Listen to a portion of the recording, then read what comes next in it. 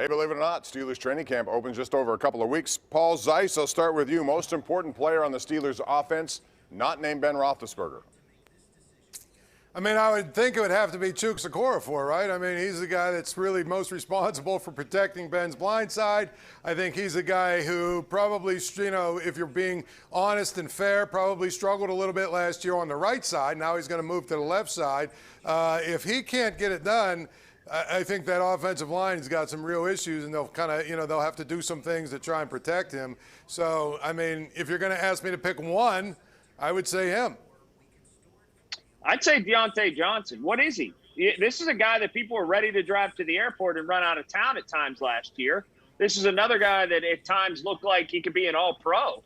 You never know what you're going to get with him. And I think lost in a lot of the Steelers stories has been Deontay Johnson. And still, at this point in his career, it's kind of unidentifiable what he is as a receiver. I think he's a dramatic talent and a wonderful talent.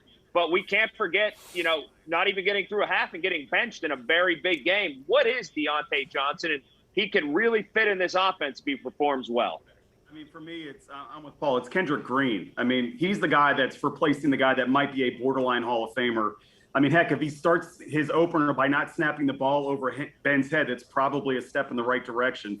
But you look in terms of what is required for that position specifically. Let's remember for a long time that Ben would say he was playing as long as Pounce was playing, and then he was done. Well, guess what? Pounce is done, and Ben is still playing. When you look at that team, when you look at that offensive line, look, they can't get the ball to Deontay Johnson if Ben doesn't have a second and a half, 2 seconds to throw. So for me, Kendrick Green is the anchor of that line, really the future maybe of that line more than any of the other guys on that line at the moment. He's the guy I think is the most important one on offense, not named Ben. Wow. Nobody said Najee Harris. I'm going to go with him just because of what the expectation load is on his shoulders, what he's going to have to do to make this offense more diverse and take some of the pressure off the passing. But all are good, and that makes this offense very interesting to watch here. Real quick, and I'll make it real quick here, and I'm talking about 30 seconds. Colin, they have about $12 million to spend. What should they do with that $12 million? They should find an edge rusher, because if one of the two outside linebackers gets hurt, they are in a world of trouble, Bob. So I think they need to find insulation outside backer.